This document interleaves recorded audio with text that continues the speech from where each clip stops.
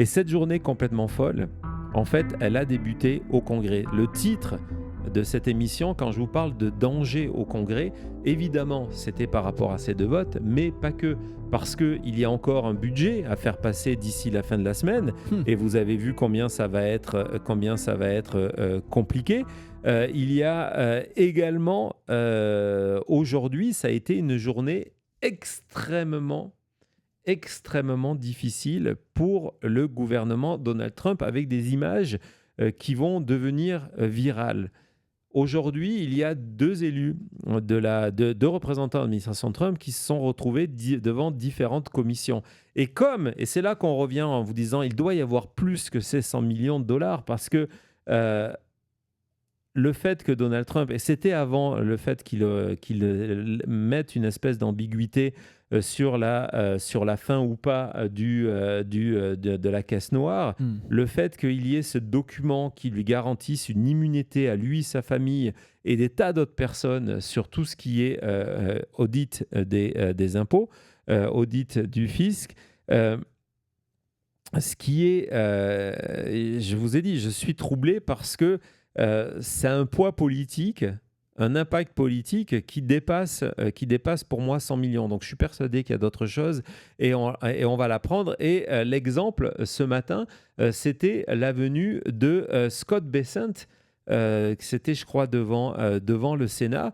Et donc voilà, il est venu témoigner sous serment.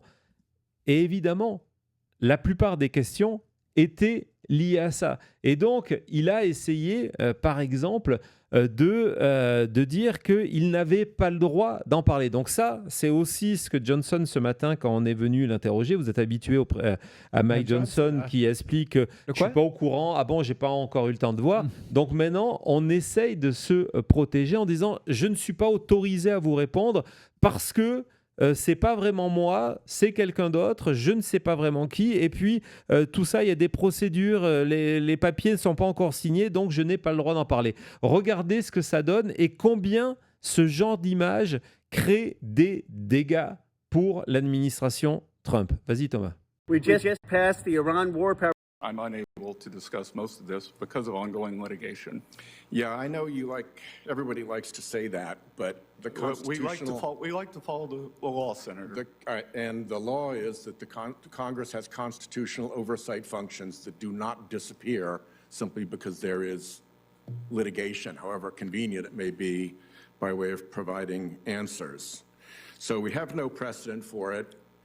No contribution is being sought from the contractor at fault. Was there any consideration to the government in return for the benefits of no audit, no investigation, no challenge or pursuit of refunds or other penalties? Again, Senator, I'm unable to comment because of litigation. Treasury is represented by the Department of Justice in all matters. They act as our attorneys, so I would suggest... Vous voyez que le premier point, donc c'est évidemment l'élu, le sénateur dit ouais, on a bien compris, vous êtes tous en train de nous dire, c'était ce que Trump disait pendant des années lorsqu'on lui demandait pourquoi il ne rendait pas public ses déclarations fiscales. Il disait « Ah, mais j'adorerais si ça tenait qu'à moi, mais je ne peux pas parce qu'il y a des procédures en cours. Donc, je ne peux même pas en parler, je ne peux même pas vous dire ce qui est écrit dessus parce qu'il y a des procédures en cours. » Et donc, c'est la défense des républicains aujourd'hui. Donc, c'était la défense de Mike Johnson, la défense de Scott Bessent. Évidemment, tout ça, c'est de l'hypocrisie. En plus, le moment rigolo, c'est lorsqu'il dit non, mais en fait, c'est pas moi que je veux pas, c'est qu'on suit la loi. Et l'élu lui dit ouais, non, mais nous, on a un devoir de oversight. Oversight, ça veut dire que justement, on passe au-dessus pour vérifier que c'est vraiment légal ce que vous êtes en train de faire.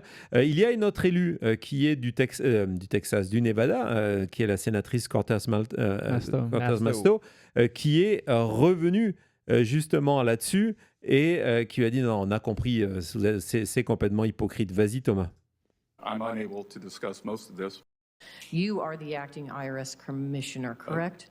That is incorrect. What is your position right now with the IRS? My term expired.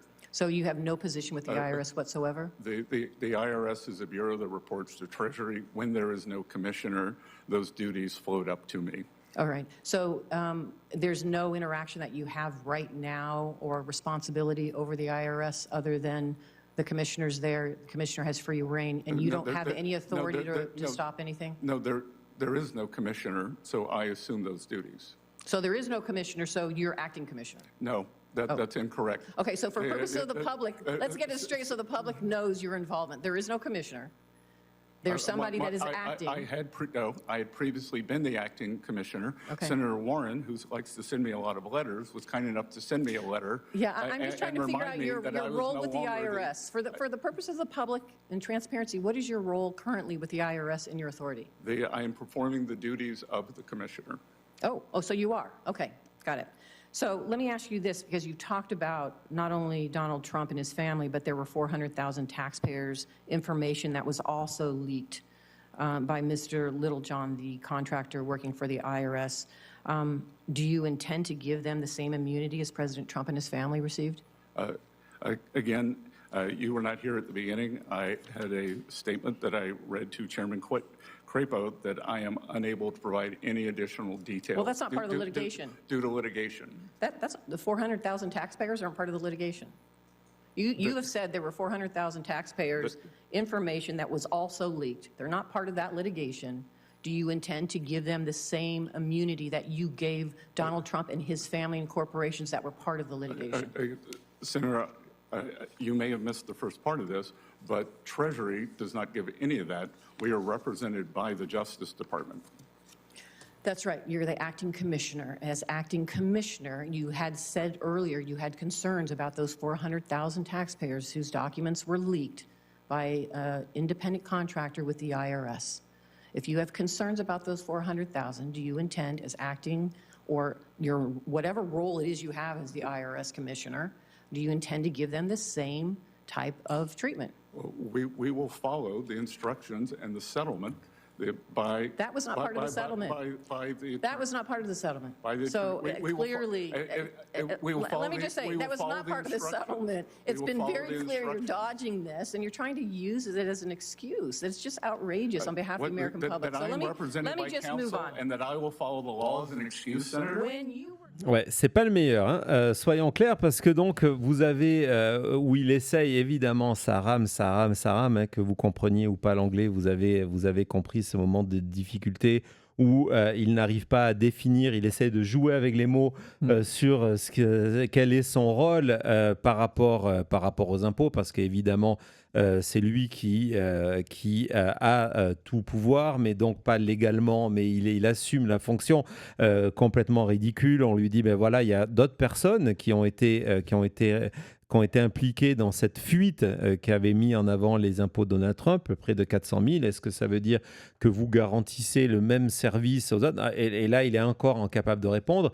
Mais un des moments les plus fous, et encore une fois, que vous ne compreniez pas l'anglais, la vidéo que je vais vous montrer maintenant, c'est peut-être, imaginez, vous êtes Donald Trump, vous êtes en train de regarder ce moment-là, où vous allez voir les vidéos virales de ce moment-là, et vous dites, mais c'est quoi déjà la raison pour laquelle Scott Bessent fait partie de mon équipe? D'ailleurs, juste avant, il y a plein de vidéos, je ne vais pas vous la montrer, il a osé quand même expliquer, il a une question sur le prix de l'augmentation des engrais, que lui comprenait mieux la situation que l'élu en face de lui, parce que c'était lui-même un fermier. Il a encore une fois osé nous dire sous serment que la définition d'un fermier, c'est quelqu'un qui possède des fermes. Donc, il est fermier et que donc, il savait que les chiffres étaient meilleurs que ce que l'on voulait dire, etc., etc. Mais ce moment, cette série de réponses de Bessent ou de tentatives de réponse face à un démocrate qui ne lâche rien, je vous préviens, c'est interdit aux moins de 18 ans. Vas-y, Thomas. You are the acting IRS commissioner. And you would know that I'm unable to answer those questions, and they should be referred to Mr. Attorney Secretary, General Blanche. what about the addendum to this agreement? Are you familiar with what the addendum is? I'm not sure what you're referring to. Are you familiar with this giveaway from the IRS that says President Trump and anyone that knows him or does business with him or part of a business, they get off scot-free? Are you aware of this? Again, I refer you to Attorney General Blanche. Are you Attorney General Blanche's client? The IRS and Treasury are a client of the Department of Justice. So is that a nice way of saying yes? You're a client. He's your lawyer. He represents You're the secretary. Are you the Secretary of Treasury? Yes is the answer. the Department of Justice. Scott Bessent, let me ask you this question, sir. Are you the In Secretary? my personal capacity, Tom Blanche is not my attorney. Correct, sir. Are you, sir, for the Mr. U.S. Secretary, Treasury? Scott, let me ask you it this way. Scott, are you the Secretary of Treasury for the United States government? Yes. Appreciate that. The Department of Justice represents the IRS and the Department of Treasury in this lawsuit, correct? Correct. Are you aware of this addendum? You're telling me DOJ gave the president this without you knowing about it? Again, they settle on our All right, behalf. well, and that's I not how the cannot law works, discuss sir. I'm not a lawyer, but you have a bunch of them behind you. You should see the faces they're making at me behind you. They're all scowling at me back over here. Well, now, I think that's a different reason, sir. well, for whatever it is, they're doing it.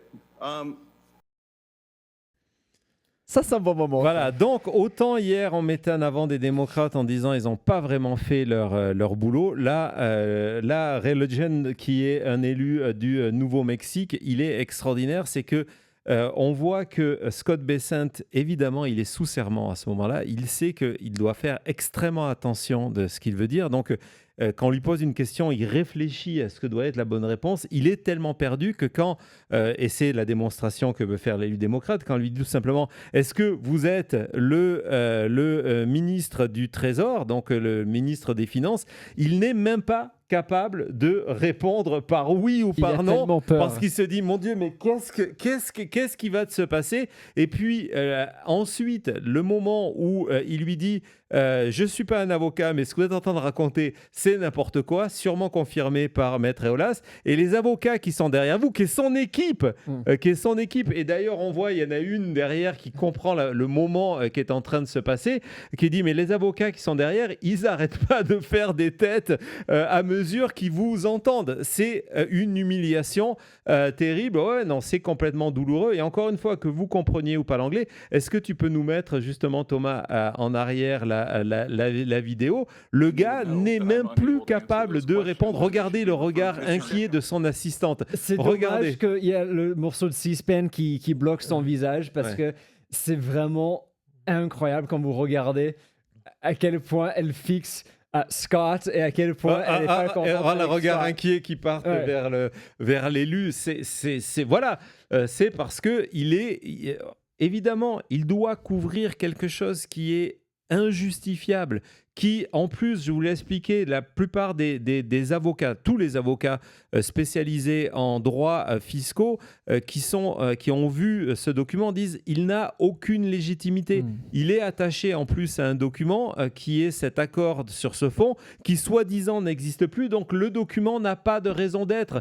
C'est juste comme si on avait pris un morceau de papier et qu'on avait pris la décision, je prends un ordre en tant que ministre de la Justice, de dire que Trump, sa famille, ses alliés, ses associés n'ont pas à être protégés, ne pas être soumis à un contrôle fiscal. C'est tout. Ouais, donc exactement, nous dit Maître Eolas, je confirme, c'est le regard d'un avocat qui panique et qui veut que son client arrête de parler. Non, et d'ailleurs, c'est ça, il est plus capable. Est-ce que vous êtes ministre? À la fin, l'élu l'appelle Scott pour le réveiller. Il dit non.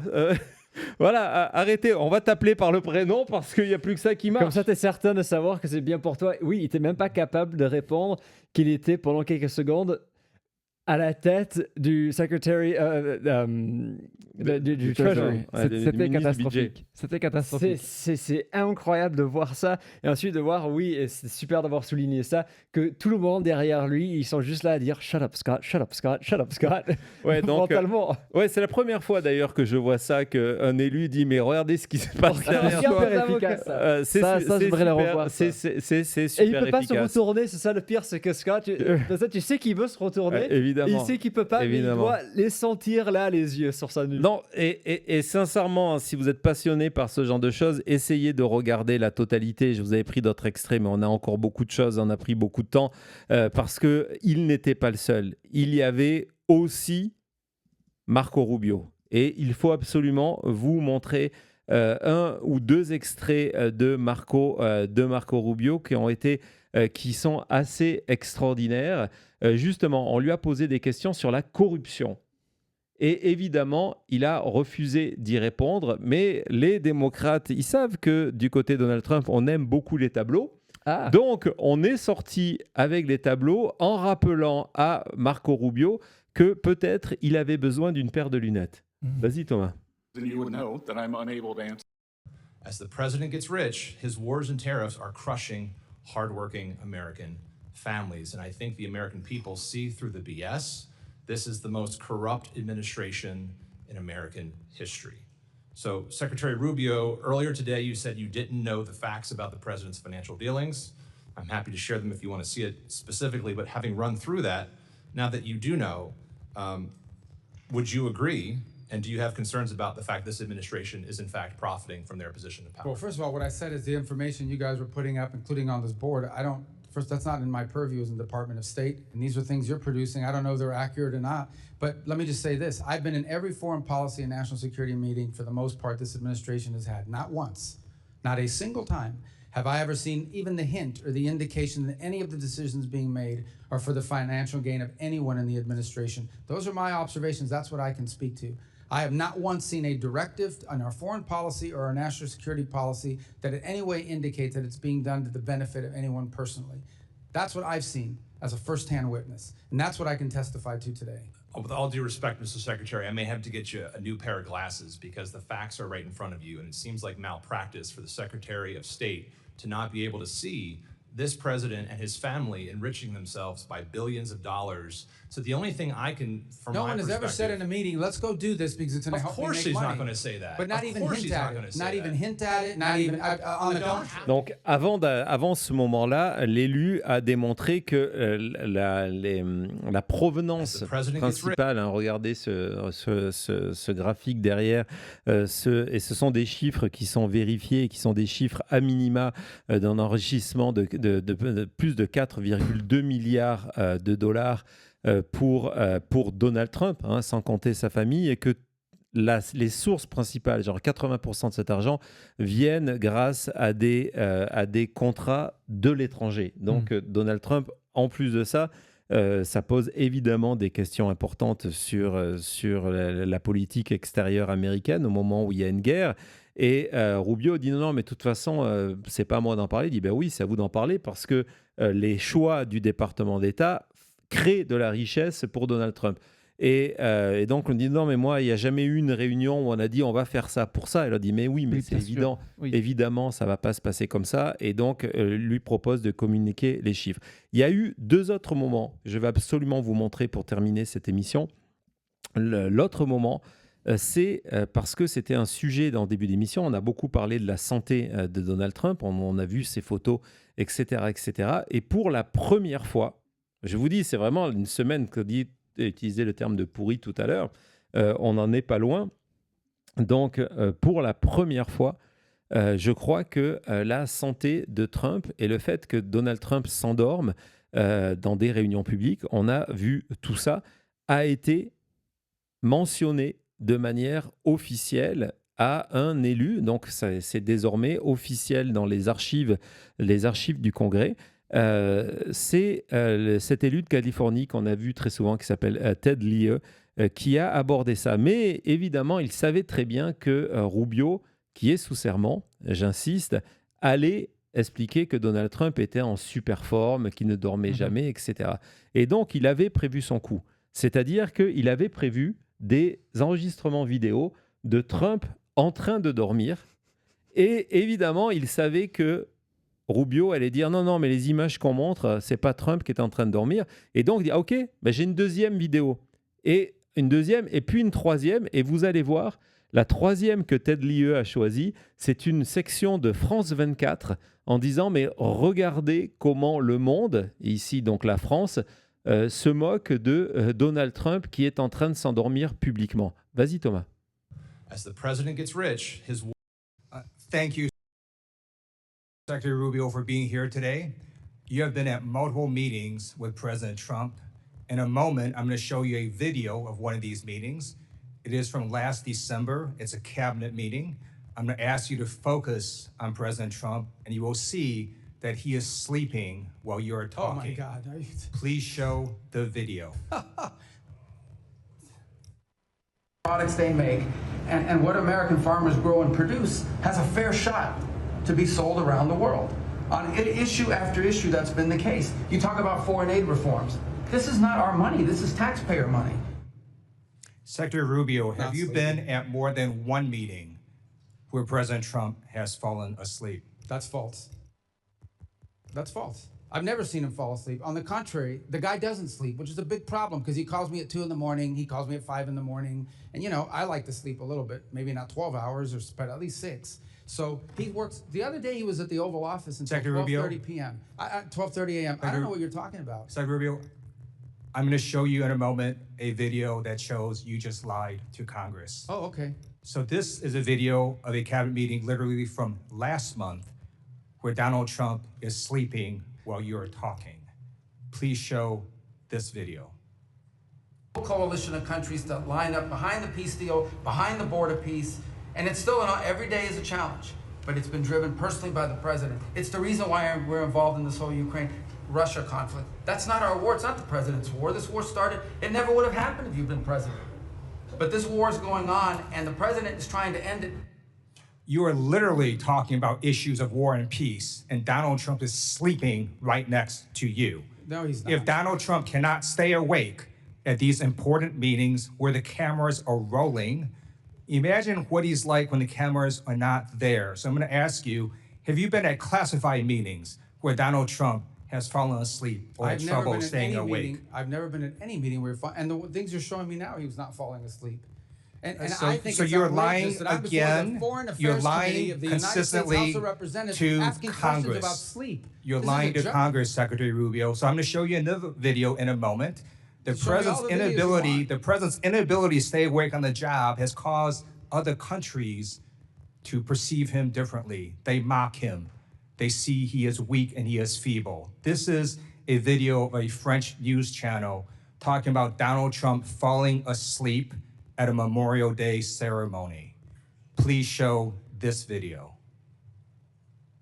Well, Mark, a video that appears to show Donald Trump falling asleep at a Memorial Day ceremony this Monday has been circulating heavily online. And internet users have a lot to say about it. It's also reignited rumours about the state of the US president's health. Now, in the video, social media users say that Trump is fighting sleep whilst he listens to the speech given by Defense Secretary Pete Hegseth, and that his eyes appear to be closed for a large portion of the ceremony. Now, we need to remember here that this is a ceremony to honour and remember those US military personnel who have died while serving in the armed forces. And the idea that Trump was asleep at a somber ceremony like this, well, that has triggered outrage online.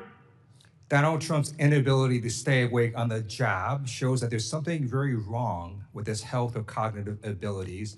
And in fact, on a number of occasions, Donald Trump will contradict himself in literally the same meeting or interview. In this video I'm about to show, it shows that Donald Trump says the Iranian military is both destroyed and not destroyed at the same time, something that Dina Titus alluded to. Please show this video. Of leadership, we've actually left their military alone. People would be surprised to hear that, because mistakes have been made in wars where you wipe out everybody and then you have a country that's, for 40 years can never rebuild. You look at what happened with Iraq. We did so. Iran is in a very bad position. They have no military. All they have is good talk, and they have a fake press. So Secretary Rubio, instead of holding North Korean-style cabinet meetings where everyone goes around the room kissing Donald Trump's ass, I'm going to ask you to come clean with the American people and the White House as well. There's something wrong with Donald Trump's health or cognitive abilities. There's a reason he keeps going to the hospital and they keep giving him cognitive tests. We have not seen the president in 8 days. The American people deserve the truth. I yield back. I don't even know how Please show this video. Waouh, je vous avais dit le truc où Rubio se fait enchaîner, c'est que on est dans la situation où ces gens-là sous serment et ils n'arrêtent pas de lui répéter vous êtes en train de mentir devant le Congrès, où on est obligé de défendre ce qui est l'indéfendable, de dire non mais ouais, je viens de voir la vidéo mais il dort pas, dort pas, non j'ai jamais vu dormir et exactement, please show this video, la succession. C'est un tueur. Hein. C'est incroyable. En plus, au début, Marco Rubio, vous sentez la confiance qu'il a en disant ah non, il dort pas. Et ensuite, il monte une vidéo. Et ensuite, on voit de moins en moins de Rubio et qui devient de plus en plus petit dans son fauteuil. Mais c'est exactement comme ça. Hein. Quand tout à l'heure, souvent on en avait beaucoup parlé hier en direct, où je vous disais sur Maintenant Média, où très souvent je trouvais que les démocrates, lorsqu'ils interviennent, ils ont 5 minutes et très souvent, soit ils ne posent pas de bonnes questions, soit ils font un espèce de discours généraliste. Là, il a décidé d'illustrer son discours. C'est du tir à balles réelles parce que, en fait, Rubio ne peut rien dire. Il est obligé de dire... Pour protéger Donald Trump, il ne va pas dire oui, bon, il était fatigué ce jour-là. Il est obligé de dire non, mais ce que tout le monde voit, ce que le monde entier voit, c'est pas ce que vous pensez. C'est pas ce que vous pensez. C'est implacable. Thomas, t'en penses quoi de cette vidéo? Je sais qu'elle était longue, mais sincèrement... C'est ce qu'il faut. Il faut avoir des démocrates qui n'ont pas peur de mettre des claques aux gens qui méritent.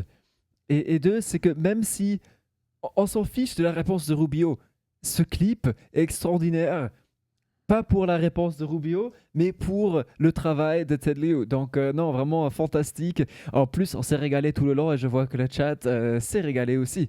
Ouais, alors il y a un dernier moment que je veux vous montrer, dans cette même idée que ces gens-là ont vendu leur âme à Donald Trump et ils sont obligés de le défendre quoi qu'il arrive et de se ridiculiser publiquement. J'aime bien d'ailleurs le regard du journaliste qui est en fond là, qui regarde la vidéo pendant que tout ça est en train de se passer. Et donc, ils sont obligés de se ridiculiser à fond. On l'a déjà vu sur ces moments où on doit, par exemple, certifier des juges qui refusent de dire qu'en 2020, Donald Trump a perdu et que Joe Biden a gagné l'élection.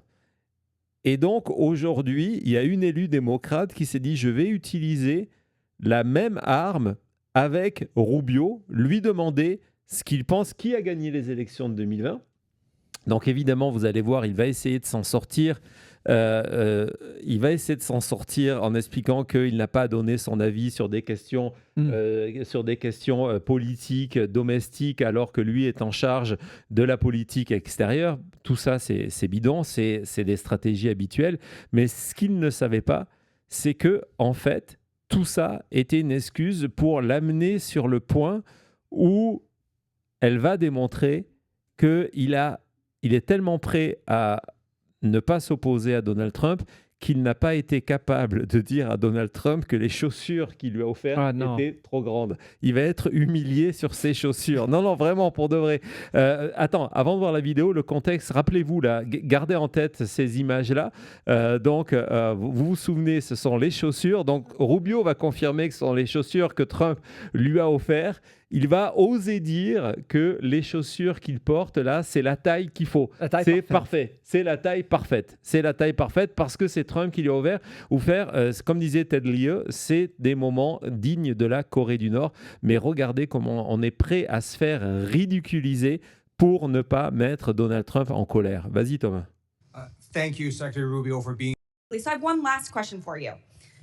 Mr. Secretary, who won the 2020 presidential election? I'm not here to answer a question. We're talking about 2020. This is a Foreign Affairs Committee. Okay, great. You can't answer the political question, No, even though we all know that I don't President answer Biden the won. question because the Secretary of State, I do not participate in domestic This is political not about issues. domestic political issues. certainly This is about our democracy. You're asking me to opine, just like I don't do campaign rallies. It seems like I don't do because as Secretary of State, we're not supposed to. That's been the long tradition of the department, and you should know that if you've been on this committee for any period of time. Mr. Secretary, it seems like you have an issue admitting facts. You can't say that the president lost the 2020 election, just like you won't admit President Trump is losing this reckless war of choice, and just like you couldn't admit that the shoes the president bought you were too big. You clearly don't know what winning means, and not because the facts are unclear to you, it's because telling the truth would cost you your job, and the American people are entitled to a Secretary of State who tells them the truth even when the president doesn't want to hear it, and my constituents, our service members, deserve better. Mr. Chairman, I yield back.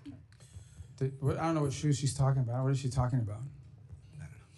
Representative Burchett, you're recognized. Thank you, Mr. Chairman. If you'd like to answer any of that. Yeah, I don't know about the I'll shoes. give I mean, you a he gave me minute. some Florsheim shoes. They're actually pretty good. They fit fine. I don't know what she's talking about. And maybe that's what she's referring to. Your shoes look very nice today, Mr. Secretary. How can you see them? They're way down here. We're talking about shoes. Are you guys kidding me? I mean, is this the Foreign Affairs Committee or is this like a circus? What is this? I think it's a Let's go. circus, but I appreciate you being here, Mr. Secretary. Alors là, là, il a mal. Il a mal. il a mal, Will Marco. Alors là, mais de quelles on a chaussures trouvé, vous me parlez? C'est quoi cette histoire? on a trouvé les points faibles de Rubio. On a il n'aime parlé- pas du tout quand il parle des chaussures. Non, il n'aime pas parce que la première erreur, c'est comme nous disait Maître Audas tout à l'heure, c'est que vous ne voulez surtout pas, en tant qu'avocat, c'est arrête de parler. En fait, lui continue alors que c'est terminé. Ouais, Elle a il les arrêté rapporte ça sur les choses. Et donc, mais de quelles chaussures elle parle? Et puis, mais si c'est les chaussures, elles ont la bonne taille. Ça aurait été excellent qu'elle dise ok, levez-vous s'il vous plaît, for the record, on va prendre une photo de vos donc, chaussures. quand il finit de dire, mais vraiment, de quelles chaussures il s'agit? Il dit, ben, les chaussures que vous portez à l'instant. Et là, il dit, non, mais de toute façon, vous pouvez pas les voir d'où vous êtes. C'est complètement fou. Et il dit, mais attendez, Tu peux pas c'est me le voir, cirque. je te vois Oui, pas. c'est le cirque. Quand on accepte de porter des chaussures de clown, oui, c'est le cirque. Donc voilà, c'est ça. Ah, Patrick. Bien vu, Patrick. Bravo, Patrick. Le talent d'Achille de Rubio, etc. Oui, enfin, ils mordent. Donc voilà, on vient de vivre une journée. Vous comprenez Folle. pourquoi aujourd'hui c'était une édition spéciale. Pourquoi je vous parle de danger pour Trump au Congrès? Parce qu'il y a des républicains qui refusent de voter des textes. Il y a des républicains qui vont voter. On a vu, rappelez-vous, en début d'émission, les républicains qui ont dit, vous savez quoi, le budget pour la salle de bal, hop, on enlève la loi parce qu'on ne veut pas voter pour ça. Donc, on refuse de voter des textes. Il y a des républicains, on a vécu double moment historique, qui vont voter avec des démocrates sur la guerre en Iran, sur l'Ukraine et les sanctions russes. Et enfin, il y a des démocrates qui sont mordent, enfin, j'ai vu passer ce texte-là, ça fait énormément rire Ben, je comprends, mais qui sont en train de répondre. Et aujourd'hui, on voit que aucun sujet n'est tabou. Parce qu'à travers les chaussures, ce qu'elle dit, voilà, évidemment, vous nous mentez sur 2020, vous nous mentez sur la guerre en Iran, vous nous mentez sur la taille des chaussures, parce que vous n'osez pas dire la vérité, parce que vous avez peur de perdre vous avez peur de perdre votre boulot. Et donc voilà, il n'y a plus aucun sujet tabou. On a parlé des siestes, on a parlé des capacités cognitives de Donald Trump et on a énormément parlé de la corruption. C'était une journée magique, exactement. Au Congrès, Sénat, Chambre des représentants. Si demain on vous dit que non, Donald Trump n'est pas un lame duck, il est un lame duck. Et ça, c'est avant les élections du 3 novembre prochain. C'est pour ça qu'on a fait cette partie sur les primaires un petit peu plus tôt. Parce que voilà quoi. Quand on voit comment ça se passe, maintenant, projetez-vous en janvier prochain. Pour vous dire, voilà, s'il y a une majorité, si tous ces comités, ce sont des majorités démocrates, c'est ce que disait un des élus, un des membres de la Maison-Blanche de manière anonyme hier dans cet article de Politico, en disant, mais ça va être l'enfer. On va vivre l'enfer sur Terre. Parce qu'il y a tous ces sujets, corruption, guerre en Iran, affaire Epstein, où on va se faire allumer. Et oui, et c'est déjà en train de se passer. Et puis, vous savez quoi? Tu sais quoi, Cody? Nous sommes que mercredi. Nous sommes que mercredi. Demain, 500 jours de Trump. Vote sur l'Ukraine au Congrès. La War Resolution part au Sénat. Le budget d'ici la fin de la semaine avec un aller-retour sans savoir qui va le voter. Qui va voter? Sincèrement, Je ne sais même pas les titres, Thomas va devoir les revisiter, qu'on va pouvoir utiliser d'ici la fin de la semaine.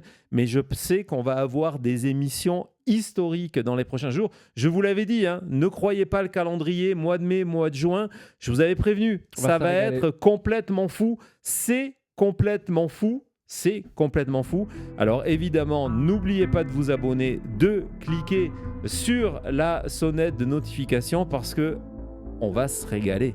C'était La Chute.